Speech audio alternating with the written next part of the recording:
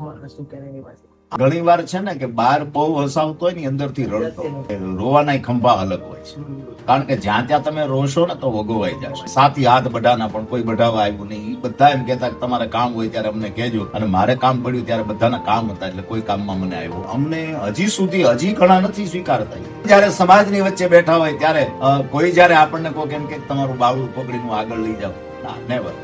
કોઈ આવ્યું જ નથી અત્યાર સુધીમાં, કોઈ આવ્યું નથી. જો રડવાથી કશું મળવાનું નથી, યાદ રાખજો. રડવું હોય તો પ્રભુના નામ ઉપર રડજો. બાકી સમાજમાં કે પૈસા ખાતર કે પ્રતિષ્ઠા ખાતર તમે રડશો ને તો તમે બહુ હેરાન થશો. ઘણી વાત એવી હોય છે દેવાંગભાઈ કે માવતરની વાતો માવતર થયા પછી સમજાય છે, અને એ આપણે જયારે ઘોડે ચડીને આપણે ત્યાં સંતાનો થાય, એ સંતાનો આપણને કંઈક કે ત્યારે આપણને આપણા મા બાપ સાંભળતા હોય છે, પણ એ મા બાપ ત્યારે એક ફ્રેમમાં જડાઈને બેઠેલા હોય છે, ત્યારે એ આપણને મા બાપની ખાલી સ્મૃતિ હોય છે. નમસ્તે, સંવાદ વિથ દેવમાં આપનું ફરી એકવાર સ્વાગત છે. આજે એક એવા ગેસ્ટ આવ્યા છે જે સાહિત્ય સ્વહિત, જે બધાના હિત માટે કામ કરી રહ્યા છે. સાહિત્ય કલાકાર, કથા વક્તા, હાસ્ય કલાકાર એવા ઘનશ્યામભાઈ લાખાણી સાથે અમે ઘણી વાતો કરી, ઘણી માતા પિતા બાબતે, ઘણી સાહિત્ય બાબતે, એમને સંઘર્ષો, એમનું જીવન ચરિત્ર કેવું છે. આ પોડકાસ્ટ તમારા માટે એક બેસ્ટ પોડકાસ્ટ રહેશે જો તમે ઘનશ્યામ લાખાણીના ચાહક છો. જો તમે અમારી ચેનલમાં નવા છો તો નીચેનું સબસ્ક્રાઇબ બટનને પ્રેસ કરો, લાઈક કરો, શેર કરો. ધન્યવાદ.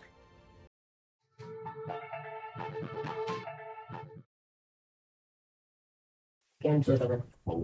અત્યારે કેવું મહેસૂસ થાય છે 37 વર્ષ આ ફિલ્ડમાં? 37 કરતા વધુ થઈ ગયું. પગ હું ન ભૂલતો હોય તો 39 વર્ષનો ખરા આ ફિલ્ડમાં. ધીરે ધીરે કાચબાની ઢાલે બધું ચાલ્યું જાય છે. ખૂબ જ પરમાત્માનો પ્રેમ, સમાજનો, દરેક જ્ઞાતિનો, આ બધાનો ખૂબ અવિરત પ્રેમ પ્રાપ્ત કર્યા પછી એવું લાગે કે ના, જીવન જીવવા લાયક છે.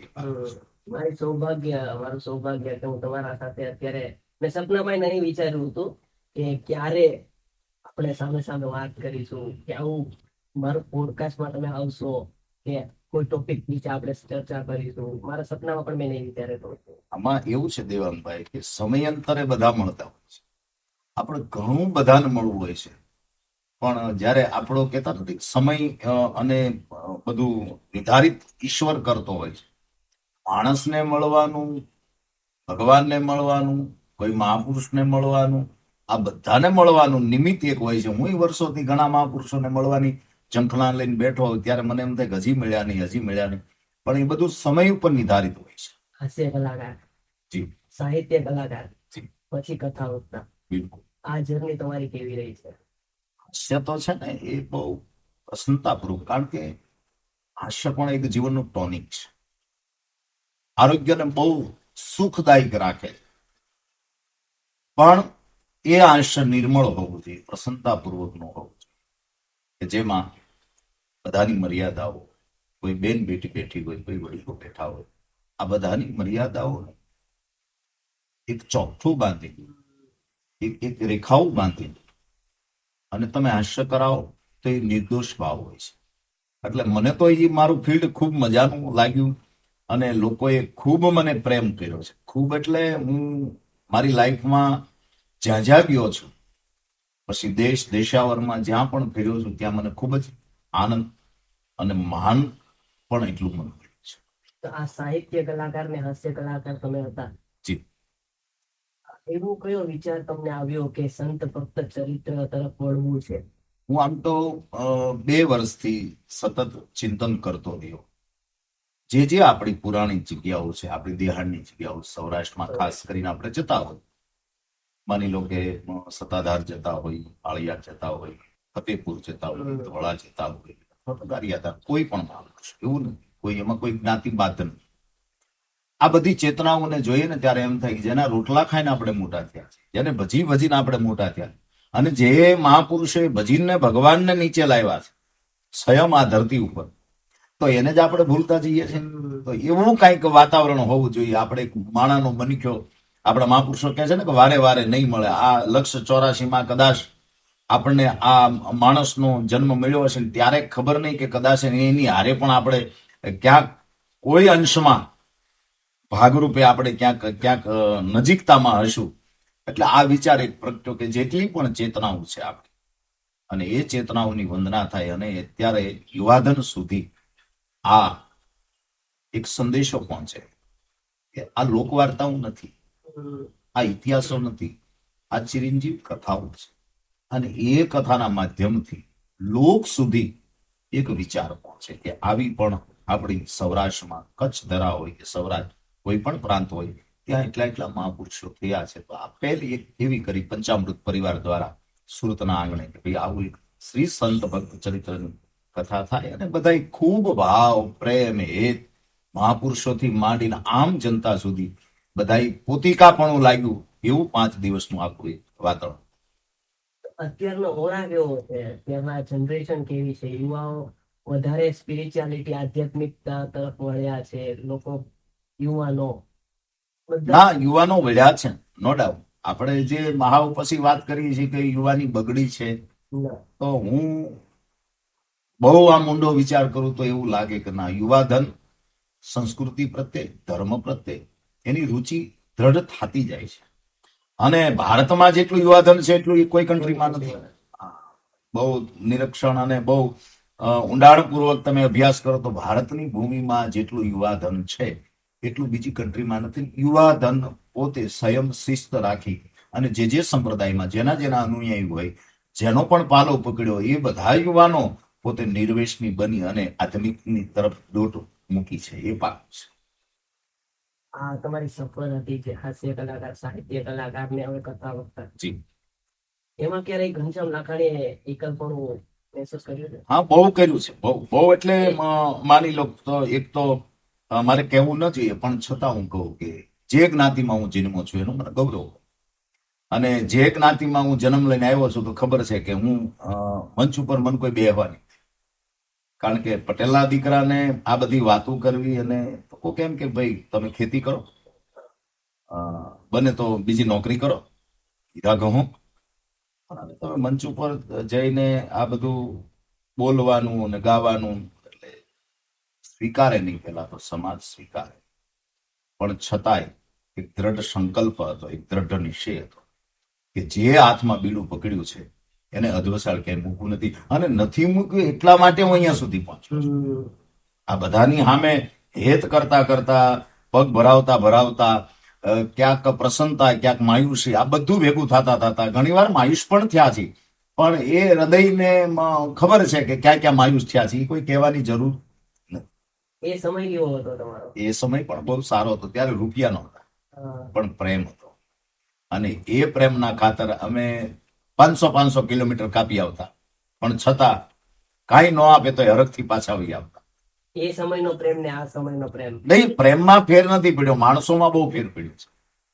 કારણ કે માણસોમાં મેં એટલું તમારા કે એક ડાયરામાં બી સાંભળ્યું છે કે લોકોનું ચરિત્ર જેવું હોય એવું જ રહેવું જોઈએ, જે છે એવા જ રહેવા જોઈએ. બિલકુલ બિલકુલ. એટલે લોકો દિન પ્રતિદિન ફરતા જાય કરતા છે, રહે છે.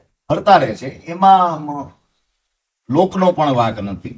સમય બધું કરાવે. સમયમાં માની લો હું તમને એમ કહું કે મારે તમને 2 લાખ રૂપિયા ઉછીના આપવા જ છે, મારે ઉપરથી ક્યાંક આવવાના છે, દાખલા તરીકે એક્ઝામ્પલ, અને છતાં ન આવે ને હું તમને ન આપી શકું તો તમારી નજરમાં હું વામણો દેખાવ, એ પાકું છે. પણ હકીકત તો એ બધું સમય કરાવતો હોય છે. અને સમયથી મોટું કોઈ વસ્તુ હોતી નથી. સમયના અનુસંધાનમાં જ બધું બની રહ્યું છે. એમાં પરમાત્મા પણ આવી ગયા, કારણ કે સમય કાળે જ એની બધા જન્મો લીધા છે અને સમય કાળમાં જ આપણને જન્મ આપ્યો છે. અને સમય કાળે જ બધા હિતેશુ મિત્રો જ્યાં આપણું એક ભાવવાહિક જ્યાં ઝરણું વહેતું હોય એ બધા સમય અંતર્ગત જ મળતા હોય છે. થોડા દિવસ પહેલા હું હિતેશ અંટાલા સાહેબને મળ્યો હતો, જી. ત્યારે તમને યાદ કર્યા હતા એમણે કે હું જે શીખો ને એ એમના પાસેથી શીખો છું. જી. ત્યારે મેં એમને બી પૂછ્યું હતું, તમને બી આજે પૂછ્યું હતું, તો ઘણા લોકોના ચહેરા ઉપર સ્મિત લાવી રહ્યા છો ઘનશ્યામ લાખાણી, તો એના આંખમાં આંસુ ક્યારે એવા છે? આ બને, કારણ કે ઘણી વાર છે ને કે બહાર બહુ હસાવતો હોય ને અંદરથી રડતો હોય. અને અંદરના જે આંસુ છે ને એ કોઈને દેખાતા ન હોય. એ તો પોતિકા પણ જ રૂસવાના રહેતા હોય છે.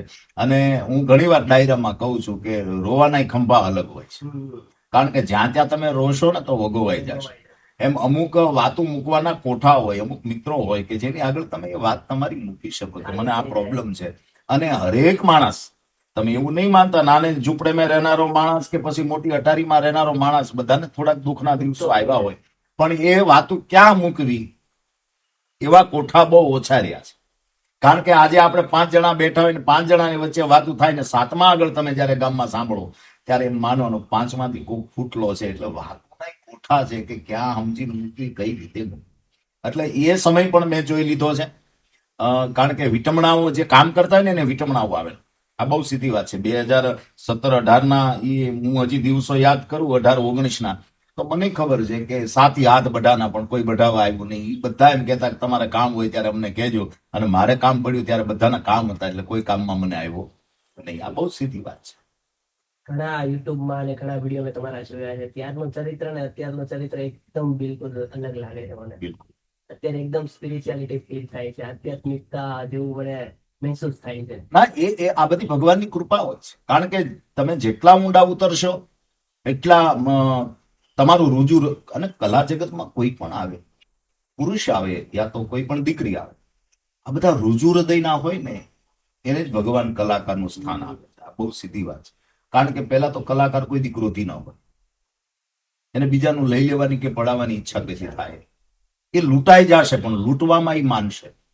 એટલે આધ્યાત્મિક તરફ જે દ્રષ્ટિ તમે દોડાવો ને ત્યારે તમને એમ થાય કે જે પરમાત્મા મને તમને સૃષ્ટિમાં મોકલ્યા છે એ પરમાત્માના આપણે અંશ છીએ. શું છીએ? અંશ. કે જે પરમાત્મા વર્ષો પહેલા, અને હજી છે, નથી આ ચેતનાઓ છે, નકર તો આ ધરતી ટકે નહીં.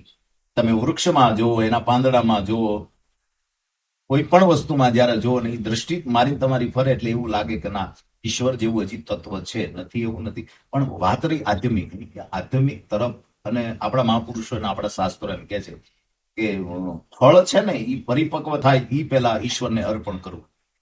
કારણ કે કાચું પણ ન દેવાય અને બગડેલું પણ ન દેવાય. તો પરિપક્વતા ક્યારે આવે?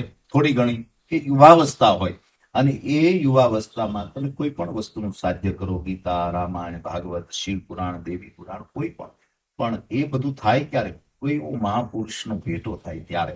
અને એવો કોઈ ગુરુ પુરુષ, કોઈ સદગુરુ આપણા જીવનમાં આવે અને આપણને રાહ બતાવે કે આ રાહ ઉપર હાલજો, ત્યારે જ આ બધું શક્ય. તમારા જીવનમાં કોઈ મહાપુરુષ એવા આવ્યા છે? મારા જીવનમાં ઘણા એવા મહાપુરુષો. કારણ કે હું 14 વર્ષનો હતો ત્યારે હું 5 વર્ષ સતત પરિભ્રમણ કરવામાં હું રહ્યો છું બધા મહાપુરુષો હારે. પછી હું ચાલ્યો બહુ બધાની યારે, પદયાત્રામાં હું ચાલ્યો પણ એટલું.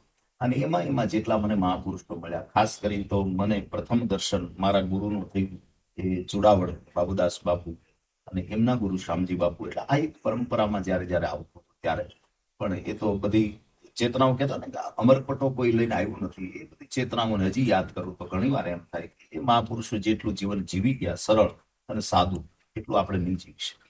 શું કામ કે આ વિટમણામાં આવ્યા પછી ઘણી વાર એવું લાગે કે એ મહાપુરુષોના હજી એ વચનો, એ વેણ, એ વાણી હજી આપણા જીવનમાં ગુંજતી. તમારી જે શ્રદ્ધા છે, તમે જેની ઉપાસના કરતા હોય, પછી મને કઈક થોડીક પ્રગતિ મળે એટલે તમારું ધ્યાન કેન્દ્રિત મારા તરફ થાય.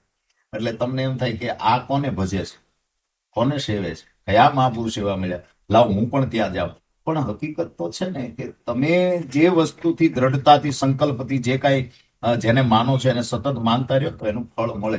આપણે ત્યાં બહુ જૂની કહેવત છે કે તમે પાણી, માની લો કે આપણે રીંગણાર કરવો છે તો 300 ફૂટ અઢી જેવી ફળદ્રુપતા જમીન, ક્યાંક 100 ફૂટે નીકળે, ક્યાંક 60 ફૂટે, ક્યાંક 500 ફૂટે નીકળે.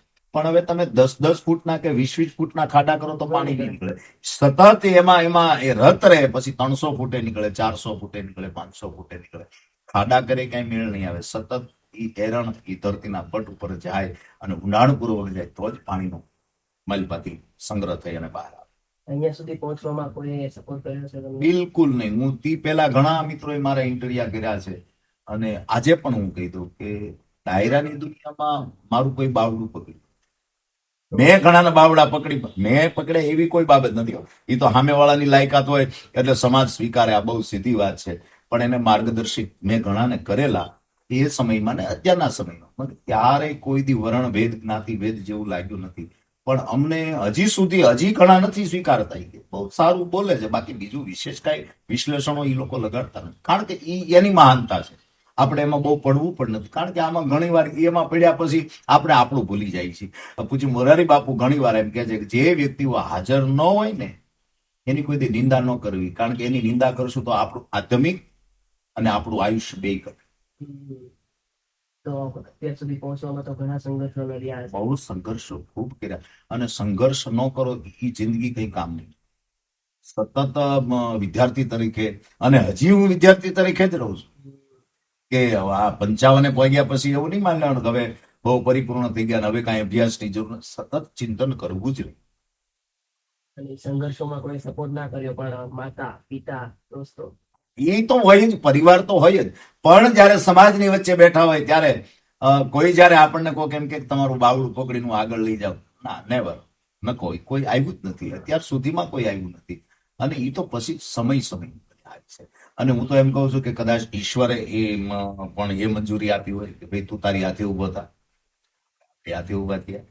કોઈ પણ ક્ષેત્રમાં જયારે જતા હોય છે ત્યારે કોઈ એક પણ ગોડફાધર હોય છે, પણ મને તો અત્યાર સુધીમાં કોઈ એવું દેખાણું નહીં, અને બાવડું પકડવા વાળું કઈ ન મળ્યું. આ બાવડા તરછોડવા વાળા ઘણા મળ્યા, પકડવા કરતા તરછોડવા વાળા સારા માણસો બાવડા તરછોડ્યા છે. પછી કદાચ કલા ક્ષેત્ર હોય કે વ્યવહાર ક્ષેત્ર હોય, કોઈ પણ ક્ષેત્ર હોય, એમાં બાવડા તરછોડનારા ઘણા મળ્યા, પકડનારા બહુ ઓછા. તો શું ગુજરાતી સાહિત્યમાં કે ગુજરાતી કલાકાર બનવું બહુ અઘરું છે એવું કહી શકાય? ગુજરાતી કલાકાર બનવું અઘરું નથી, પણ લોકો સ્વીકારે અને પછી જો હાલી જાવ તો સરળ છે. બાકી તો શું કરો તમે, કારણ કે જે માન મર્યાદાઓ જે કાંઈ મંચની છે એ ધીરે ધીરે લુપ્ત થતી જાય છે. અને સમય કાળે આપણે એવી કોઈ ટીકા આલોચના નથી કરતા, પણ જે એક મર્યાદા મંચની હોય એ બધું થોડું ધીર ગંભીર થતા હવે બધું મન ફાવે એવું બધું, એમાં સિનિયર જુનિયર નું કોઈ કઈ રહ્યું નથી.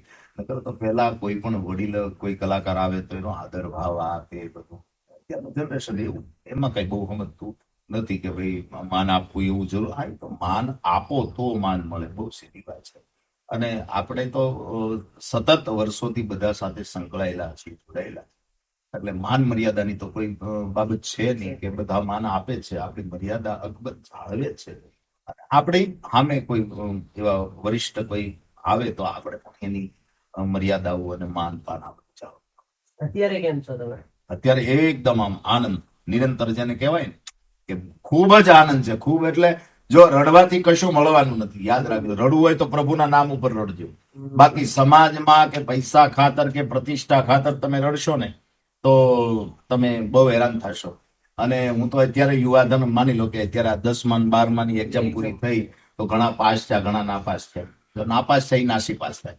પણ કાલે અમે શિક્ષણ મંત્રી સાથે બેઠેલા અને પછી માજી શિક્ષણ મંત્રી જીતુભાઈ એક દાખલો આપ્યો, બહુ મજાની વાત કે અત્યાર સુધીમાં ઘનશ્યામભાઈ અમારે સરપંચની ચૂંટણીથી માંડીને ધારાસભ્ય કે સાંસદની ચૂંટણીમાં કોઈ પણ હાર્યા હોય તો એની આપઘાત કર્યો એવો દાખલો દેખાડો. એ પાછા એમ કે હારી ગયા છે તો 5 વર્ષ પછી પાછા લડશું, એમ લડતા શીખો. તમે હાર્યા નથી, આવતું વર્ષ પાછું એના કરતા કદાચ ફળશ્રુતિ વાળું હશે. તો આવો દ્રઢ નિર્ણય લઈ અને યુવાધન આગળ. દોસ્તો વિશે શું કહેવા માંગો છો? દોસ્તો છે. દોસ્તો કહેતા નથી કે મિત્ર મારે છે ને મિત્ર તારે છે. 2 પ્રકારે મિત્રો હોય છે, અને મિત્રના 3 પ્રકાર હોય છે. એક સ્લીપર જેવો હોય, આમ પહેરીને તમે નીકળો ને બરોબર આમ કીચડ જામી હોય તો તમને એમ લાગે કે ઓહો આપણા પગના તળિયા. પણ સ્લીપરનો એક સ્વભાવ છે કે એ તમારું આગળનો ફણો નહીં બગડવા દે, પણ એ તમે આમ પાછળ જોશો ને એટલે ઠેઠ અહીંયા ઓળી સુધી એના છાંટા ઉડ્યા છે. અમુક પ્રકારના મિત્રો એવા પણ. બીજા મિત્ર હોય એ બામલાઈ જેવા હોય. બામલાઈ બગલમાં જ થાય, કોઈ દેખાડી ન એકો અને ચેકો મારવો પડે.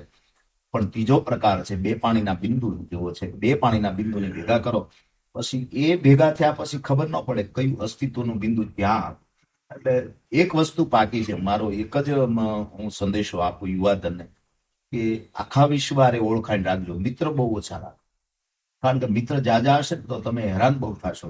હેરાન એટલા માટે થશો, 25 મિત્રો લઈને તમે ફરતા હશો, એમાં 5 કદાચ તમારે લાયક હશે, 25માંથી 20 અનુકૂળતા પણ ન આવે. પણ એ નહીં અનુકૂળતા હશે તોય તમારે અનુકૂળ કરવા પડશે. એને અનુકૂળ કરવામાં તમારે ઘણું તમારું પોતાનું તમારે ચેન્જ થવું પડશે. એટલે મિત્રો બહુ ઓછા રાખજો, ઓળખાણે આખા વિશ્વારે રાખજો. બહુ સરસ વાત કરી. તમને કોઈ રાજી રાખી શકે અત્યારે? હું તો બધાથી રાજી જ રહું છું. એવી કોઈ જગ્યા કે ત્યાં જઈને હા, હું જેટલા મહાપુરુષોને મળું છું, દાખલા તરીકે હું અ, માની લો કે અત્યારે તો સાવરકુંડલા જાઓ તો નિર્દોષાનંદ બાપુ છે.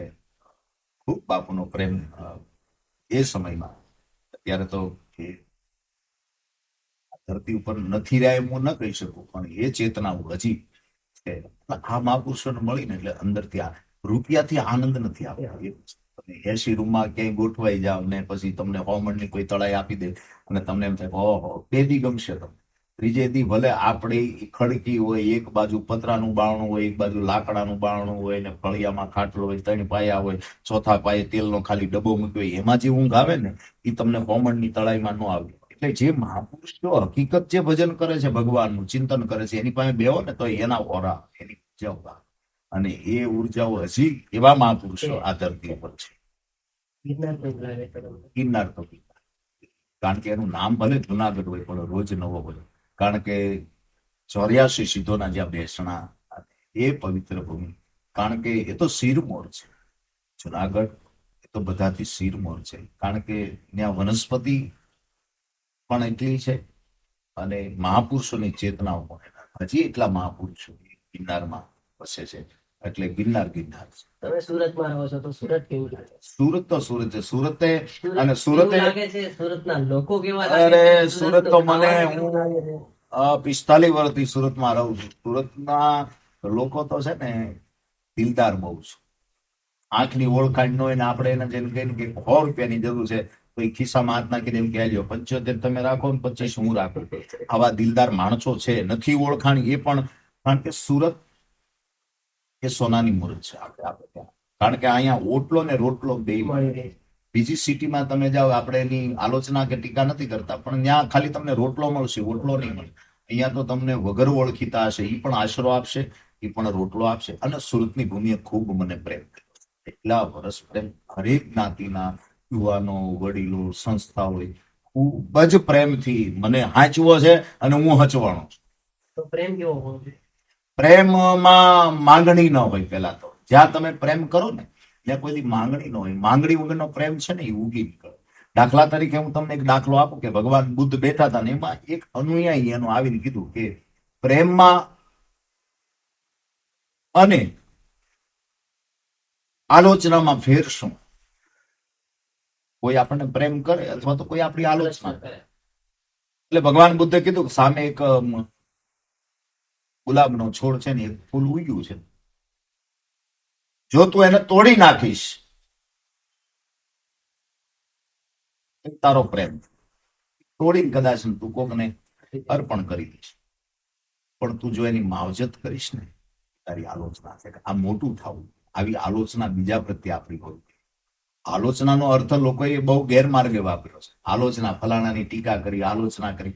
આલોચનાનો અંદરથી ભાવ જાગે કે મારે એની પાસેથી કાંઈ લઈ લેવું નથી, પણ છતાં એનો રાજીપો થઈને મોટો થાય. પણ અત્યારે આપણો પ્રેમ છે ને માંગણી વાત કે મને એટલું મળે તો હું આમ કરું, તો હું તમને ચાહના કરું, તો તમને પ્રેમ કરું. તમે ન આપો એટલે પ્રેમ ઓછો થઈ જાય, ઘટતો જાય. આ પ્રેમ નથી, આ તો મૂર્ખામી.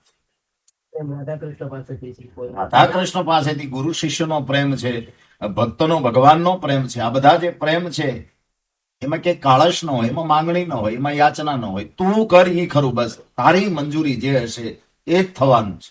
પણ મા અને સંતાનનો જે પ્રેમ છે, એવો પ્રેમ વિશ્વમાં મને ને તમને ક્યાંય જોવા નહીં મળે. અને આજે મધર્સ ડે છે. આજે મધર ડે છે. કોઈ પણ માને જયારે ગર્ભ રહ્યો હોય, પોતાનું સંતાન 4 વર્ષનું અંદર ફરકતું હોય ગર્ભમાં, ત્યારે માને ખબર નથી કે દીકરો છે કે દીકરી છે.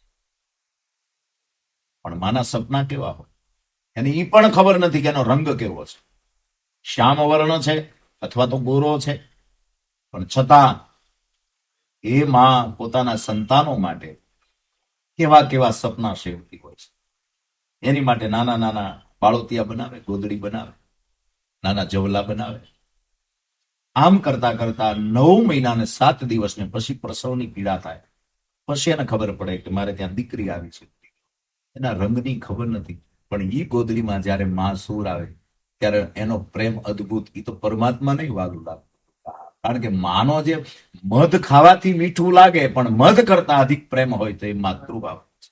એટલે આપણે ત્યાં ગવાણું કહેવાણું કે માં એ પ્રેમની યુનિવર્સિટી છે. મારે ખરી પણ મારવા ન દે એનું નામ માં. સંતાન હજી ભૂલ કરે પણ મા બાપ કોઈ દી પોતાના સંતાનોને મારવાની કોશિશ ન કરે. આવો માનો પ્રેમ છે. માતા ઉપરથી મને એક વસ્તુ યાદ આવે છે કે કલાકારો પોતાની કૃતિ બનાવે ને તો એ કૃતિનું કંઈ ને કંઈક નામ આપતા હોય. બિલકુલ. માં જેવી કલાકાર છે કે બાળકને જન્મ આપીને એ કૃતિનું નામ પિતાનું હોય. બિલકુલ એ તો માનો ત્યાગ છે ને. કારણ કે મેં કીધું ને કે પ્રેમમાં કોઈ દી યાચના કે માંગણી ન હોય. એ પ્રેમથી પ્રસવની પીડા વેઠી લે અને નામ બાપનું આપી દે. આ માં જ કરી શકે. દુનિયાની કોઈ તાકાત નથી. કારણ કે ઈશ્વરને જન્મ લેવો 24 અવતારો આપણે ત્યાં થયા. એમાં 2-4 અવતારોને આપણે જાણીએ છીએ, રામ કૃષ્ણ. આ 2-4 શું કામ કે માને બહુ હેત કર્યું એટલે ઈ જગતના ચોકમાં આવ્યા કે ના આ તો કૌશલ્યાનંદન રામ છે, આ દેવકી નંદન કૃષ્ણ છે. શું કામ કે એને મહામળી. એમ માથી મોટું જગતમાં કોઈ નથી. પછી જગદીશ હોય કે જળધર હોય, કોઈ પણ મહાપુરુષ લ્યો. એ છેલ્લે પછી શંકરાચાર્ય મહાપુરુષ હતા. એ પણ માની વંદના કરવા માટે આંખમાંથી આંસુ પડે છે. બાળપણ, યુવાની અને ગળપણ. આ તો બહુ દોહેલું છે ને. કારણ કે જે વ્યવસ્થા બાળપણમાં છે તે ગઢપણમાં છે. યાદ રાખ. આપણને ગઢપણ તો આવવાનું છે. આપણો બહુ જૂનો એક ધુઓ છે ને કે બચપનમાં પ્રેમ કરે, યુવાનીમાં ગોતવો પડે, ગઢપણમાં પાછી ચાહ ના. ગઢપણ બાળપણમાં બધી માંગણી હોય છે. મને આ જોઈએ, મને તે જોઈએ, મને ઓલું જોઈએ, મને ઓલું જોઈએ. યુવાનીમાં માંગણી ન હોય, ખાલી યાચના હોય. આવું હોય તો, આવું કરી ગયો તો, એટલું તમે આપો તો. પાછી ઈનાઈ શરીરને ગઢપણ આવે એટલે પાછું બાળપણ જેવું. મને આ ખાવું છે, મને ઓલું ખાવું છે, મને આમ નથી ગમતું, મને ઓલું નથી ગમતું. કારણ કે જે શરીર આપણે ત્યાં શાસ્ત્રોમાં વેદોમાં એવું કીધું છે કે વરસ આપણે ગણીએ છીએ, એની ખાલી આપણને શ્વાસા ગણીને મોકલ્યા છે કે એટલા શ્વાસ હું તને આપું છું. એ શ્વાસ તારા પૂરા થઈ જાય એટલે તારે પાછું પરત આવી જાવ. એમ કહેતા નથી રંગ આગલી કો રંગ પીછલી કો બિછલી ફળમ થડા. બાળપણની જેટલી મજા છે એટલી ગટપણની મજા છે. પણ યુવાનીને જેને હાચવતા આવડી ગઈ એને બે બાજુથી ઠરીઠામ રહેવાની સંમતિ ઈશ્વર આપે છે. પણ વૃદ્ધ લોકોને અત્યારે તકલીફ પડી રહી છે વધારે. ના, વૃદ્ધોને તકલીફ જો આમાં બે વાત છે કે કાં તો આપણો સ્વભાવ નડે છે. સ્વભાવનો અભાવ. ગમે એટલી સંપત્તિ હશે, ગમે એટલી સંપદા હશે, ગમે એટલી પ્રતિષ્ઠા હશે, પણ સ્વભાવ સારો નહીં હોય તો આખું વિશ્વ મને તમને નડવાનું. એમાં હું આવી ગયો, તમે આવી ગયા દિવાળીભાઈ. તો પૈસા માટે થાય. પૈસા માટે તો ઠીક છે. પૈસો હોય ને સ્વભાવ સારો ન હોય તો કોઈ બોલાવાનું નથી. અને તમારો સ્વભાવ સારો હશે ને તમારી આગળ રૂપિયો નહીં હોય તો એ જગત તમને બોલાવવાનો. એટલે ખાસ તો કરીને સ્વભાવની વાત છે. સ્વભાવનો જયારે અભાવો માણસને આવે ને એટલે એને કોઈ બોલાવવાનું નથી. એ પણ પાક છે. ઈશ્વર પણ એનાથી વેગળો છે કે આનો સ્વભાવ સારો નથી ભાઈ, એનાથી થોડાક આઘારી. એટલે પ્રોબ્લેમ કોઈ કોઈને કોઈ દુઃખ આપતું નથી, કોઈ કોઈને સુખ કોઈ આપતું નથી. આ ગીતાનું સૂત્ર છે. કારણ કે આપણે એમ કહી કે ભાઈ ફલાણા મને દુઃખી કરી દીધો, ના, એ તો આપણા કર્મ હશે. આપણે ભલે આપણે સમજીએ કે આપણું કોઈ એવું કર્મ નથી કે મને દુઃખ એકે બાજુથી આડરૂપ થતું હોય, પણ કાંઈક પુરાણું, કાંઈક જોયું જાણતું. આપણે ત્યાં બહુ જૂની વાત છે ને કે પાપ કરો ને એ આજે તમે દાબવાની કોશિશ કરશો તો એ 5 વર્ષ, 25 વર્ષ, 50 વર્ષ પછી પાછું ઉડી નીકળવાનું છે. એ પાકું છે. એટલે કોઈ પણ કર્મ જયારે કરતા હોય ત્યારે ભગવાને બહુ ચોખવટ કરી છે કે મારાથી બીવાની જરૂર નથી, તારા કર્મથી બીક રાખજે કે તું તારું એવું કર્મ ન કરતો એ તારે છેલ્લે અંત સમય ભોગવવું પડે. એટલે આમાં ખાસ કરી તો આપણા સ્વભાવની, આપણા કર્મની જ વાત.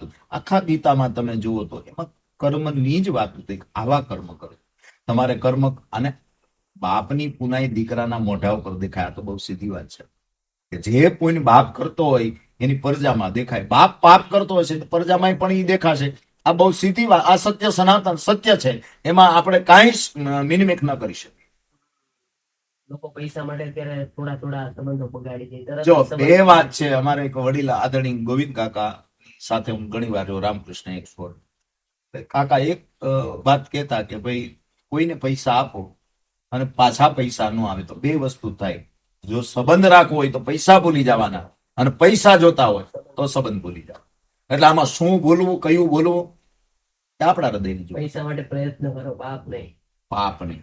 તો અત્યારે લોકો શું કરે, શોર્ટકટ અપનાવે. ને શોર્ટકટ છે ને થોડુંક સુખદાયી હશે ખબર નહીં, પણ છેલ્લે તો દુઃખદાયી છે ને છે. નડવાનું છે એ પણ. ઘણી સારી વાતો કરી, લોકો ઘણું શીખશે એમાંથી, તમારા મંતવ્યોથી, તમારા વિચારોથી, અને મેં ઘણા ડાયરામાં તમારા વિચારો બી સાંભળ્યા છે. હાસ્ય કલાકાર તરીકે તો હું સાંભળું છું, પણ એની પાછળનું જે ઇન્ટેન્શન હોય ને, જે એ અલગ હોય છે. નહીં, આમાં મનોમંથન માગી લે તમે. ખાલી હાસ્યના રૂપમાં કોઈ પણ વસ્તુ જયારે પ્રેઝન્ટેશન કરતા હોય, ઠીક છે, એક લોકરંજન માટે આ બધી ક્રિયાઓ આપણે મંચ ઉપર બેઠા બેઠા કરતા હોય, પણ હાસ્યના પણ પ્રકારો છે. હમ. અને એ પ્રકારમાં તમે ક્યાંય વિકૃતિ ઊભી નથી કરતા ને, એ પણ એક તમારી જવાબદારી છે, સંપૂર્ણપણે જવાબદારી સાથે. કારણ કે કલા બધાય કોઠે નથી આવતી. ઈશ્વર એના માર્ગ નક્કી કરે છે કે એટલી એટલી જગ્યામાં, એટલા એટલા વ્યક્તિઓમાં આ વસ્તુ નાખજો, અને એ ઉપરથી પ્રેરણા લઈને આવતો હોય છે. પછી અહીંયા આપણે અહમમાં ગોઠવાઈ જાય ને કે હવે હું આમ સર્વસ્વ છું, કોઈની જરૂર નથી ને, હવે કોઈને મારે દાહ દેવી નથી ને, કોઈના ફોન રિસીવ કરવા નથી ને, કોઈને ટાઈમ આપવો નથી, તો એ તો મૂર્ખામી ભરી વાત છે. એવી કોઈ જગ્યા છે જ્યાં તમે ગયા નથી પણ જવું છે? હું એવી ઘણી જગ્યાઓ છે આપણા આપણા ભારત ક્ષેત્રમાં. આમ તમે જુઓ તો આખું જે આપણું, જેને કોઈ ઇન્ડિયા કે કોઈ ભારત કે, આ ભૂમિ એવી છે કે જ્યાં ઝંખના ઘણી જવાની. દાખલા તરીકે હું અમરનાથ પણ જઈ આવ્યો, કૈલાસ માનસરોવર પણ જઈ આવ્યો, પણ મારી ઝંખના એક હતી કે પ્રદક્ષિણા, અડધી પ્રદક્ષિણા કૈલાસની કરવી. એ એક ઝંખના હજી મનમાં રહી છે. અને કદાચ ભગવાન મહાદેવ, કારણ કે મહાદેવ ઈ આખું આખું વિશ્વ, પછી આમ એને તમે જુઓ ને તો બીજું બધું નાનું નાનું લાગે, મહાદેવ કારણ કે મહાદેવ મહાદેવ છે. કારણ કે દેવોનો દેવ છે એ તો છે જ, પણ મહાદેવ આખી એક વિભુ અલગ છે. નમામિ શમીશામ નિર્વાણ રૂપમ વિભુ વ્યાપ્તકમ બ્રહ્મવેદ સ્વરૂપમ. કારણ કે એમાંથી જેટલી પછી કલા જગતો હોય, વાત જગતો હોય, વાણી જગતો હોય, એ બધું એની પ્રેરણાથી આવતું હોય છે. પછી તો ભિન્ન ભિન્ન પ્રકારે હવ હવની મતિ પ્રમાણે હવ પીરસતા હોય છે. પણ એક અપેક્ષા એ ખરી કે પ્રદક્ષિણા કરવી, બસ. એની એનર્જી કઈ અલગ હશે, કઈ એટલે એ તો આખી આખું એ રૂપ, રૌદ્ર રૂપ, આખું એક સ્વરૂપ જુદું છે. અને જ્યાં સુધી આપણા હાથ પગ હાલતા હોય, મનની સ્થિતિ સારી હોય, આંખો જોઈ શકતી હોય, કાન શ્રવણ કરી શકતા હોય, અને બધી ઇન્દ્રિયો આપણા પોતિકાપણા, આપણા શરીરમાં આપણા મુજબ કામ ચાલતું હોય, એ અવસ્થામાં આ બધા કામ કરી લે. મહાદેવ મહાદેવ આમ તો ભીનો દેવ છે. ભબ કે ગણભૂત ભયંકર ભૂતળનાથ યગંતર તે નકતે પરમેશ્વર મોદ ધરી પશુપાલન અને કામ પ્રજાલન નાચ. આ મહાદેવ એટલે 24 કલાક જેની માથે ગળતીની ધાર આવે છે. આવું બીજું કોઈ દેવ નથી કે જેની માથે 24 કલાક. અને ભીનો દેવ છે. અસુરોને પણ આપ્યું છે, દેવોને પણ આપ્યું છે, માનવને પણ આપ્યું છે, એટલે એ મહાદેવ છે. હું કોઈ સામે લડ્યો નથી સિવાય મહાદેવ. જી. જ્યારે પણ મુશ્કેલી હોય ને તો હું કરમનાથ મહાદેવ જાઉં. બિલકુલ. અને જવું જ જોઈએ. હું તો એમ કહું છું કે નીચ ઉઠીને એક વ્રત આપણું એવું હોવું જોઈએ. કોઈ પણ આપણું આસ્થાનું કેન્દ્ર હોય, પછી મહાદેવ હોય, જગદંબા હોય, કોઈ મહાપુરુષ હોય, આપણું એક કેન્દ્ર. ભલે રોજ ન જઈએ તો અઠવાડિયે ન જઈએ તો 15 દિવસ ન જઈએ તો 30 દિવસમાં, પણ એક અનુક્રમ એવો હોવો જોઈએ કે મારી આંખું ઠરે અને મારું હૃદય ઠરે એવું એક વાતાવરણમાં મારે અડધી કલાક બેસવું છે અને જવું છે. એ ઉપરથી મને એવું લાગે છે કે આ દુનિયામાં છે ને બધા એક જ વાર, એક ને એક વાર દગો આપે છે, કોઈ બી હોય સિવાય એના. જો એ બે વાત છે. ઘણી વાર આપણને કોઈ એક વ્યક્તિએ દગો આપ્યો હોય ને, એટલે પછી સામે બધું આખી દુનિયા દગાબાજી કરે. પણ હકીકતમાં એવું, માં જયારે 2 સંતાન કે 3 સંતાનને જન્મ આપે છે, તો માની આંખ તો નિરંતર એવી જ હોય છે. એમ પરમાત્માની આંખ પણ એવી હોય છે કે એને તો આ સૃષ્ટિ ઉપર, આપણે તો આ જીવ બધા આવ્યા છીએ, તો હવે ક્યારે ક્યારે કયા સમયે જતું રહેવાનું છે કોઈને ખબર નથી. આપણને ખબર નથી, ને ઓલાને ખબર નથી, ને આને ખબર નથી, તેને ખબર નથી.